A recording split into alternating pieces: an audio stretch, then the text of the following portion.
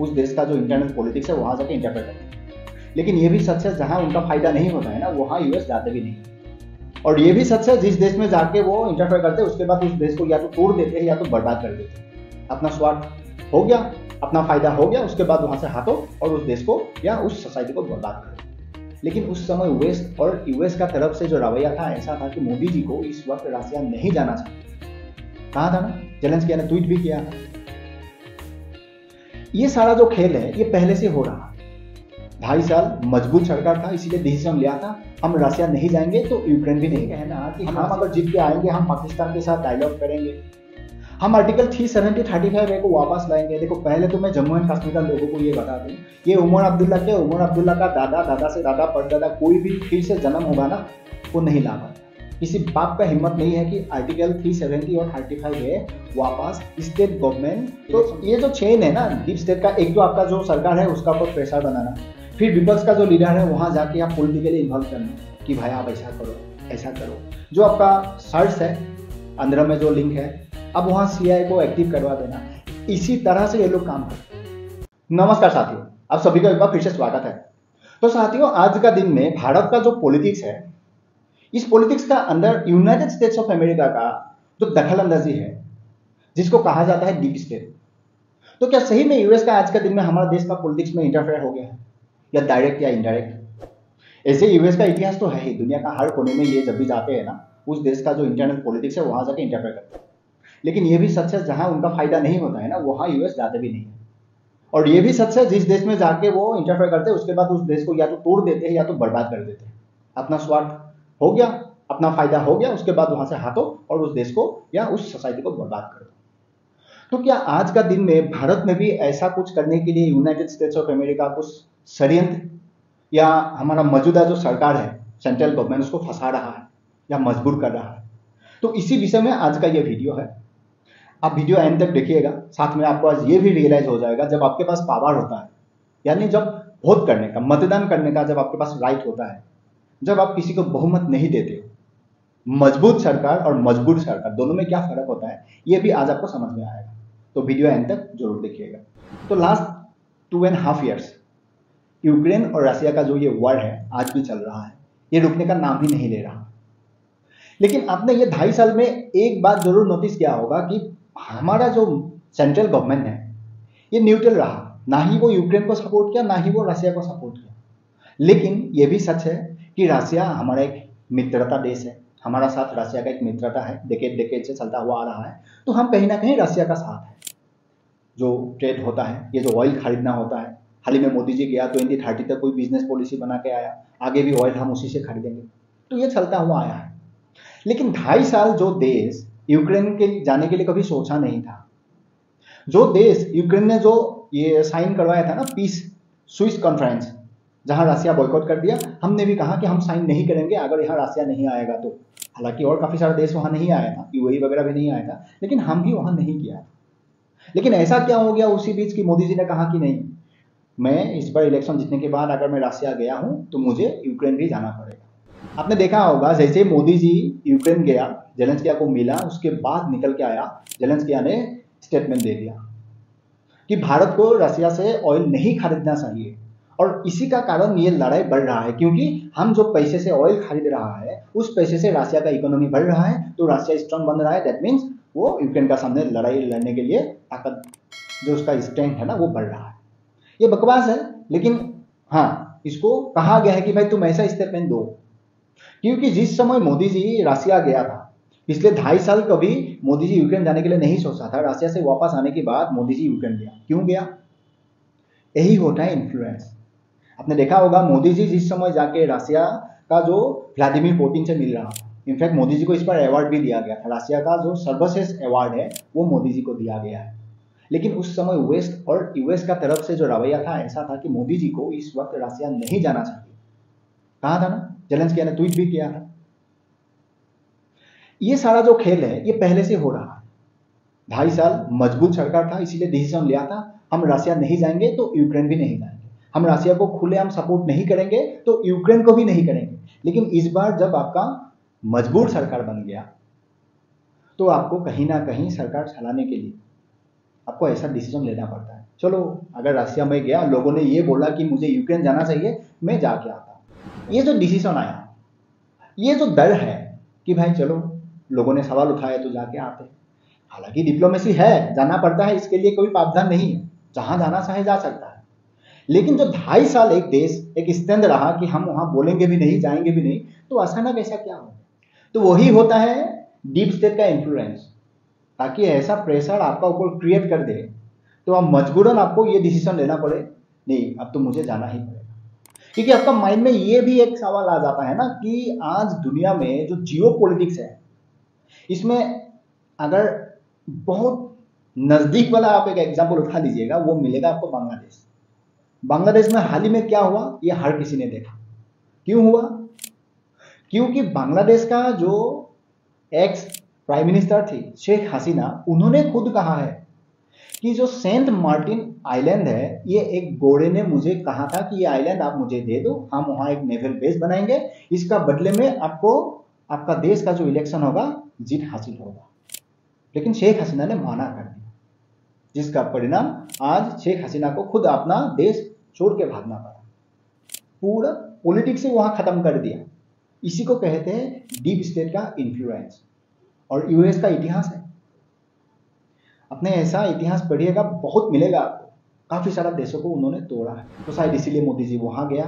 फिर हमारा defence minister United states of America पहुंच गया, जहां जाके डिफेंस का जो डील है ये भी साइन किया। देखो इसमें ऐसा नहीं है यूएस ने ही गेम पलट दिया, मोदी जी ने भी यहाँ पर खेल खेल दिया। यूनाइटेड स्टेट्स ऑफ अमेरिका के साथ जो सोसा एग्रीमेंट है, जिसको कहा जाता है सिक्योरिटी ऑफ सप्लाई एग्रीमेंट, ये यूएस का साथ लगभग 28 देशों का एक एग्रीमेंट होता है। दोनों एक दूसरे से सामान एक्सपोर्ट इंपोर्ट करेगा। तो ऐसा भी एक डील भारत का साथ भी साइन हुआ है, जिसका कहा जाता है आरडीपी एग्रीमेंट, यानी रेसिप्रोकल डिफेंस प्रोक्योरमेंट, जिसमें से यूनाइटेड स्टेट्स ऑफ अमेरिका हमसे सामान खरीदेगा, हमसे सामान लेगा, हम भी उससे सामान लेंगे या खरीदेंगे। एक तरफा तो आप मान सकते हो, चलो ठीक है, कम से कम ये एक डील हुआ, उसको भी हमसे सामान खरीदना पड़ेगा, तो ये भी देखा जाए तो सही है। लेकिन उसके अलावा जो डायरेक्ट इंटरफेरेंस है हमारा पॉलिटिक्स में आज का दिन में, जो यूएस करना चाहते हैं, क्योंकि इसका पास मौका है। मोदी जी अगर ये बात सही में मान गया, आगे दबाने के लिए वो कोशिश करेगा। ये वही चाहते हैं कि हम जैसे बोले ऐसा ही करो, वरना ऐसा करो। हाल ही में देखा होगा 13 अगस्त में जो खबर आया था, यूएस का जो कॉन्सल जनरल है उन्होंने विजिट किया था असउद्दीन ओवैसी का जो हैदराबाद का घर है, वहां जाके उनसे मिला। तो ओवैसी ऐसा कौन सा बड़ी लीडर है? वो किसको रिप्रेजेंट करता है आप भली भांति जानते हो, किसके लिए वो आवाज उठाते हैं, उनका जो मानसिकता है देश को लेके, क्या पॉलिटिक्स वो करते हैं आप जानते हो। और वो विपक्ष में बैठता है। अंदर ही अंदर यूएस का तरफ से एक गेम खेला जा रहा है कि मोदी जी आज का दिन में जो मजबूर है, तो कहीं इसको अगर तोड़ दिया जाए,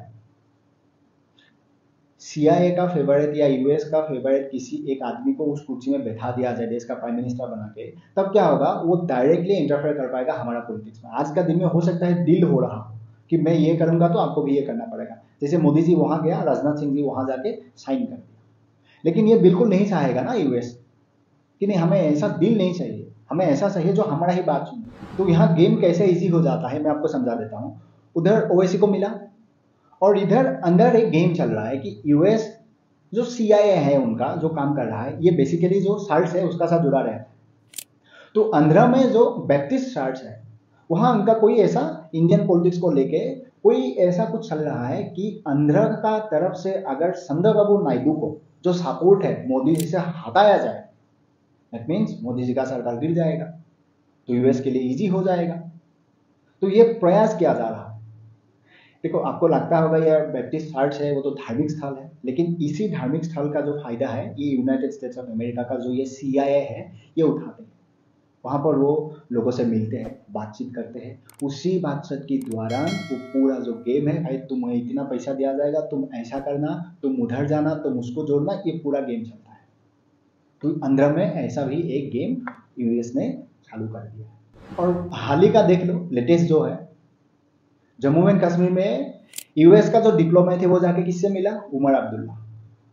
पहले मिलता है ओवैसी को, अब मिल रहा है उमर अब्दुल्ला। तो उमर अब्दुल्ला कौन है वो तो आप जानते हो, नेशनल कॉन्फ्रेंस जो पॉलिटिकल पार्टी है, इस पार्टी का जो प्रमुख है। उसको जाकर मिल रहा है। क्यों मिल रहा है और ये कब मिल रहा है ये देखना बहुत जरूरी है। क्यों मिल रहा है ये तो आपको समझ में आ ही जाएगा, लेकिन कब मिल रहा है? जब जम्मू एंड कश्मीर का जो स्टेट का चुनाव का डेट ऐलान होता है, 3 फेज में चुनाव होगा, उसके बाद वो जाके उमर अब्दुल्ला को मिल रहा है। तो इसका जो कनेक्शन आप ऐसे समझ सकते हो सकता है CIA को पहले मालूम पड़ गया हो कि जम्मू एंड कश्मीर में उमर अब्दुल्ला यानी नेशनल कॉन्फ्रेंस जो पॉलिटिकल पार्टी है, इन्हीं का ही सरकार बने, हो सकता है। लेकिन उमर अब्दुल्ला का मैनिफेस्टो आपने पढ़ा होगा, उन्होंने भी बड़ा जम्मू एंड कश्मीर का लोगों को लॉलीपॉप दे दिया, ये करेंगे वो करेंगे। चलो ठीक है, तुम पॉलिटिकल पार्टी से तुम्हारा जो पॉलिटिक्स है वो तो दिखाई दे रहा है, लेकिन इसके में ये कहना कि हम अगर जीत के आएंगे हम पाकिस्तान के साथ डायलॉग करेंगे, हम आर्टिकल 370 35A को वापस लाएंगे। देखो पहले तो मैं जम्मू एंड कश्मीर का लोगों को ये बता दूं, ये उमर अब्दुल्ला के उमर अब्दुल्ला का दादा, दादा से दादा, परदादा कोई भी फिर से जन्म होगा ना, वो नहीं ला पाएगा। किसी बाप का हिम्मत नहीं है कि आर्टिकल 370 और 35A वापस स्टेट गवर्नमेंट इलेक्शन जीतने के बाद लाए। अगर वो कोई कर सकता है, देश का पार्लियामेंट ही कर सकता है। ये आपको गधा बना रहा है, लॉलीपॉप दे रहा है। और पाकिस्तान के साथ डायलॉग करना, इस बात से आप समझ जाओ कि वहां CIA का एक्टिविटीज क्या हो सकता है, जो US का जो डेवलपमेंट्स है वहां आके मिल रहा है। क्योंकि ये बात समझ में आता है ना कि अगर आप जो मौजूदा सरकार में कोई मंत्री होगा, कोई MLA होगा, स्टेट गवर्नमेंट का कोई चीफ मिनिस्टर होगा, वहां जाके आप मिल रहे हो, चलो ठीक है। हमारा देश का जो फॉरेन मिनिस्टर है जयशंकर साहब, जब भी मालदीव्स गया था, जो मौजूदा सरकार का प्रेसिडेंट है उसको भी मिला, विपक्ष का जो लीडर है उसको भी मिला।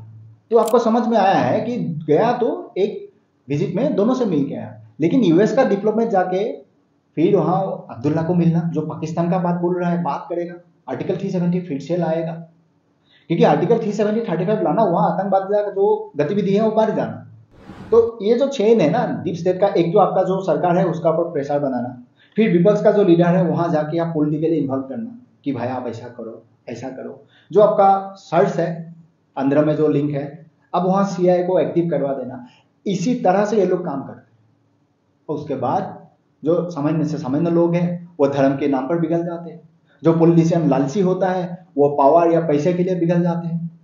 और जो लोग समझ के भी ना समझ होता है वो तो पहले से ही लगा हुआ है, भाई किसी भी तरह से हमें उस कुर्सी में बिठा दो ताकि हम यहाँ हमारा जो ग्रीन पुस्तक है ना उसी का रूल एंड रेगुलेशन लागू करते, वो तो चाहते ही है। तो ऐसा लीडर को जाके आप मिलते हो, फिर आप प्रेशर क्रिएट करते हो, फिर आप सर्च को एक्टिव करते हो। ये पूरा गेम होता है डीप स्टेट। तो इसी तरह से यूनाइटेड स्टेट्स ऑफ अमेरिका काम करती है। ये आज से नहीं, पहले से करता हुआ आ रहा है, लेकिन 2014-2019 में मजबूत सरकार था जो चाहकर भी डिसीजन ले सकता था कि हम ऐसा नहीं करना है तो नहीं करना है। इसीलिए मैंने शुरुआत में कहा था इस बार जनरल इलेक्शन में कहीं ना कहीं हमें भी ये गलती हुआ है कि हम एक ही पार्टी को ऐसा पावर नहीं दिया ताकि एक मजबूत सरकार बनता, तब वो डिसीजन खुद ले पाता। कोई भी दूसरा देश आके आपका पॉलिटिक्स में इंटरफेयर करेगा, ये किसी भी देश को अच्छा नहीं लगेगा। लेकिन ये भी सच है कि आज का जो भारतीय जनता पार्टी है, कम से कम ये अटल जी का टाइम पर जो गलती हुआ ये नहीं करेगा, क्योंकि 2004 में वही हुआ था। और आज का दिन में वही आशा है कि कम से कम ऐसा ना हो। तो इसीलिए अक्सर आज का दिन में काफी सारा आप काम करने का जो स्टाइल है, यहाँ से आपको मालूम पड़ जाएगा कि बीजेपी किस तरह से काम कर रहा है, जो एग्रेशन है वो कैसा है। This is the reason. सामने 2-3 स्टेट में इलेक्शन है, 4 स्टेट में है ना, झारखंड में है, महाराष्ट्र में है, जम्मू एंड कश्मीर, हरियाणा। तो उसके साथ फिर आपका डीप स्टेट को हैंडल करना, फिर आपका देश का अंदर जो है वो तो है ही। तो काफी सारा प्रेशर है। तो डिसीजन लेने के लिए भी जब आपको किसी से पूछना पड़ता है, किसी से बातचीत करके लेना पड़ता है। इसीलिए आप जब भी वोटिंग करते हो सोच समझ कर एक स्ट्रांग गवर्नमेंट बनाना, ताकि वो डिसीजन ऐसा ले पाए किसी दूसरा का इन्फ्लुएंस में आके गलत डिसीजन ना ले। बेसिकली वही था मेरा संवाद आज आप तक पहुंचाना। आई होप आपको समझ में आया। मिलते हैं नेक्स्ट वीडियो में।